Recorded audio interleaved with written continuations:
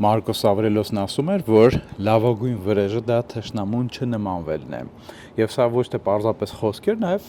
նա իր կյանքում սա բազմիցս իրագործել է, այսինքն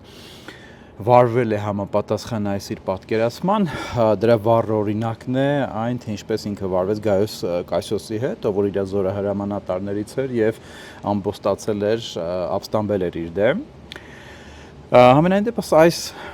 կոնցեպտի կամ այս գաղափարի հետևում կարող եմ թվալ, որ ընկած են զուտ ինչ-որ բարոյական, գուցե նաև կրոնական ինչ-որ պատկերացումներ, սակայն եթե փորձել նայել պրագմատիկ տեսանկյունից, ապա մենք կարող ենք տեսնել, որ սրա հետևում բավականին մեծ տրամաբանություն, ամուր հիմքով տրամաբանություն եւ պրագմատիզմ կա։ Ինչու՞, որովհետեւ տեսեք, երբ որ մեր նկատմամբ ինչ-որ մեկը որևէ քայլ է ձեռնարկում, բացասական, մեզ վնասող եւ ոչ միայն, եւ երբ որ մենք որոշում ենք եւ պլանավորում ենք վրեժ լուծել այդ մարդուց, ինչա տեղի ունենում։ Ստացվում է, որ այդ մարդը իր այդ արարքով, բացի նրանից, որ արդեն իսկ մեզ վնասեց, նա նաև փաստորեն շեղեց մեզ մեր հիմնական կամ կարող է շեղել մեզ մեր հիմնական ուղուց կյանքի, մեր նպատակներից,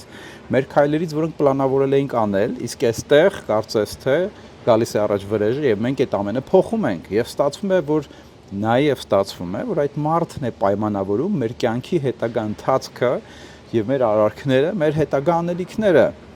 որը մենք չենք պլանավորել, որը չէր մտնում մեր պլանների մեջ եւ որը հավանաբար մեզ շեղում է մեր նպատակներից, այն ճանապարհից, որով մենք գնում էինք կամ ցանկանում էինք գնալ։ Այս տեսանկյունից, եթե մենք նայենք, մենք կտեսնենք, որ Մարկոս Ավրելոսի